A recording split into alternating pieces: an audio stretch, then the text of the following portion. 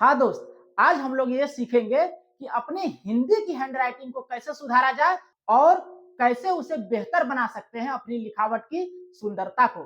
तो दोस्त, बहुत छोटे-छोटे 4-5 टिप्स हैं, उसको आप देख लीजिए और समझ लीजिए। सिर्फ और सिर्फ ₹20 की एक कॉपी से आप अपनी हैंडराइटिंग को सुधार सकते हैं, जो परीक्षा में तो अच्छा नंबर तो दिलाएगी ही दिलाएगी, इसके साथ-साथ आपको पूरा जीवन काम आने वाली है।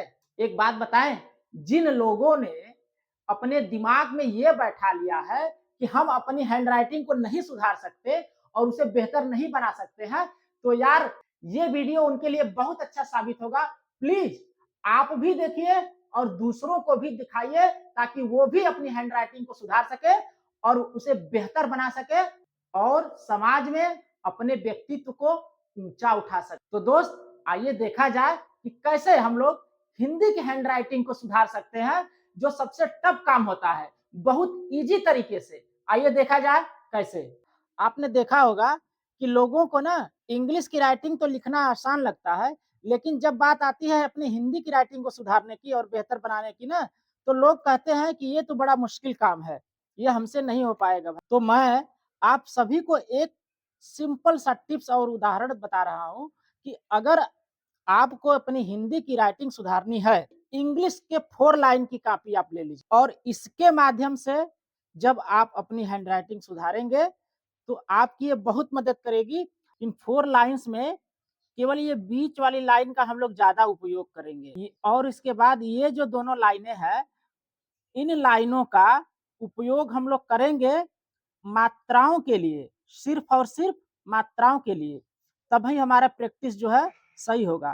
तो कैसे यूज करना है, और उसमें भी इस लाइन का मात्रा के लिए किसी भी मात्रा का उपयोग करना है ना, तो इस लाइन का ऊपर वाली लाइन का जस्ट आधा रखिए अंदाज से, और नीचे वाली लाइन का भी आधा अंदाज से रखना है। मान लीजिए राम लिखना है, तो र को हम लोग यहाँ से उठा करके इसी बीच तक ही बनाएंगे। इसका लगभग आधा ही रखेंगे, लगभग यानी कि इस मात्रा का जो मात्रा है वो आधा रखेंगे हम लोग। और अब नीचे वाली लाइन का कैसे उपयोग हम लोग करते हैं, जैसे मान लीजिए रामपुर लिखना है,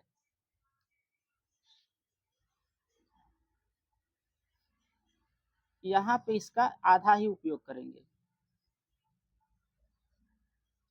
ठीक है, ये इस लाइन का जस्ट आधा ही। तो इसमें भी यहाँ से लेकर के जब ऊपर वाली मात्रा को लिखना है, तो मात्र जस्ट इसका आधा ही उपयोग करना है।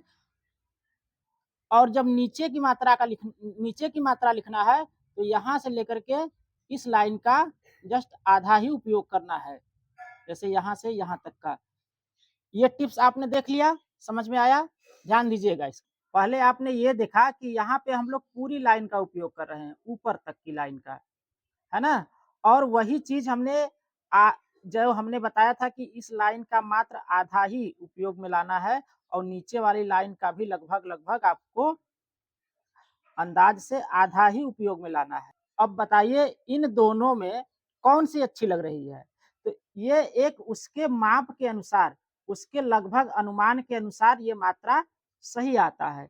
इसलिए मैं कह रहा हूँ कि प्रैक्टिस के लिए आप 4 लाइन की कॉपी में बीच वाली लाइन का उपयोग करिए और मात्राओं के लिए इसका जस्ट आधा ही उपयोग में लाना है।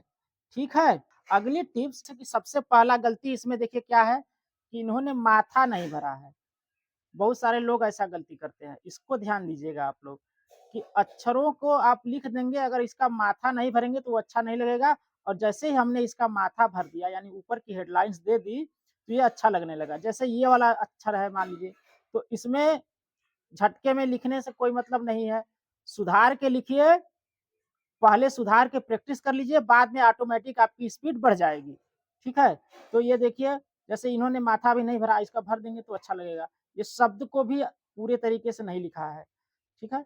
यहाँ पे देखिए, जैसे कोई भी आप किसी भी राइटिंग की सुंदरता और लिखावट में जो सबसे अच्छा टिप्स है, वह यही है कि अक्षर से अक्षर के बीच की दूरी यानी कि इस अक्षर से इस अक्षर, इस अक्षर से इस अक्षर के बीच की दूरी को आप बराबर रखते हैं।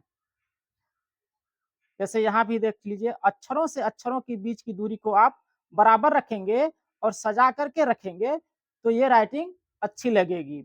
और अगला टिप्स जो सबसे महत्वपूर्ण है, शब्दों से शब्दों के बीच की दूरी को भी आपको बराबर रखना है। जैसे कि यहाँ से लेकर के यहाँ तक की दूरी, इसको भी आपको बराबर रखना है। जैसे इस ये वाली दूरी, शब्दों से शब्दों के बीच की दूरी को भी बराबर रखने से हमारी राइटिंग अच्छी और सुंदर बनती। उसके बाद घबराइए नहीं, इसी तरह से प्रैक्टिस 4 लाइन वाली कॉपी पे करिए।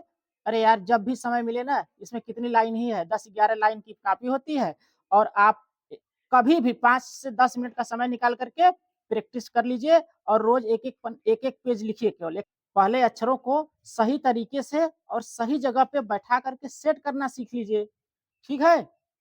चलिए आप सभी लोग दिखाइए हमें और बताइए। जैसे ये देखिए, शिवम विश्वकर्मा है, क्लास 5 के विद्यार्थी हैं। इनकी हैंडराइटिंग देखिए। पहले हमने इनको बताया था कि इंग्लिश के पेज पे लिखिए, लेकिन इसमें इन्होंने गलतियाँ कहाँ-कहाँ की हैं, उसको ध्यान दीजिए।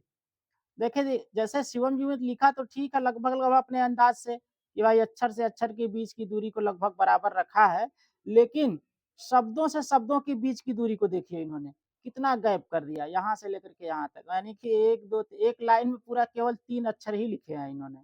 और देखिए क लिखा और उसके बाद इतना लंबा इसमें गैप कर दिया। इस दूरी का भी आप लोग भी ध्यान दीजिएगा। शिवम जी इसको सुधारिए। ये देखिए, ये गैप कम करिए आप और अक्षर को थोड़ा ना रच के और सजा करके लिखने की कोशिश करिए ताकि देखने में भी अच्छा लगे।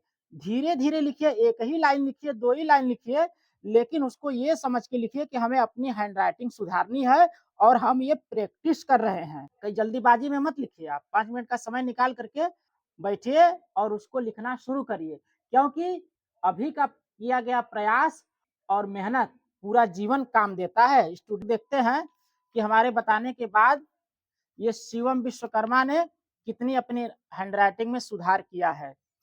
जैसे ये देखिए, पहले का और ये अभी का अंतर आ गया ना? फर्क आपके सामने है, प्रत्यक्ष और प्रमाण के साथ।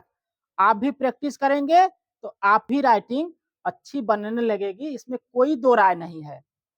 ठीक है, आप भी करके बताइए और दिखाइए। हमारी नेक्स्ट स्टूडेंट है काजल विश्वकर्मा। काजल विश्वकर्मा की भाई पहले की राइटिंग देखिए, इन्होंने हिंदी के पेज पे लिखा है और ज्यादातर लोग सभी लोग यही करते हैं। तो मैं आपसे बार बार कह रहा हूं कि आप चाहे हिंदी के पेज पे लिखिए, चाहे इंग्लिश के पेज पे लिखिए, लेकिन प्रैक्टिस आप जब आप इंग्लिश के पेज पे कर लेंगे ना, तो कहीं भी लिखिए, सादे पेज पे भी लिखेंगे ना, तो आपकी हैंडराइटिंग बहुत अच्छी लगेगी और सुधर जाएगी भाई। तो दोस्त, मैं गारंटी के साथ और चैलेंज के साथ आपको कह रहा हूं कि जिस तरह से मैंने बताया है, उस तरह से सिर्फ और सिर्फ आप 20 रुपये वाली एक कॉपी भर दीजिए। पूरा जीवन आपके साथ काम देगी, आपकी हैंडराइटिंग हमेशा के लिए सुधर जाएगी। हाँ दोस्त, अभी अभी आपने देखा कि कैसे हम अपनी हिंदी की हैंडराइटिंग को इम्प्रूव कर सकते हैं, सुधार सकते हैं और उसे बेहतर बना सकते हैं। इसमें ज्यादा कुछ करने की जरूरत नहीं थी।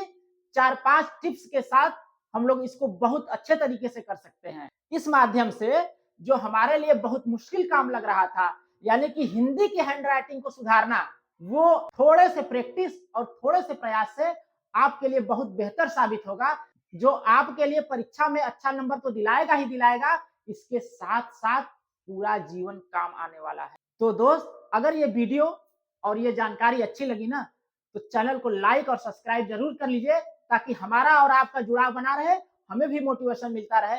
हम मिलते हैं फिर अगले वीडियो में, तब तक के लिए जय हिंद, वंदे मातरम।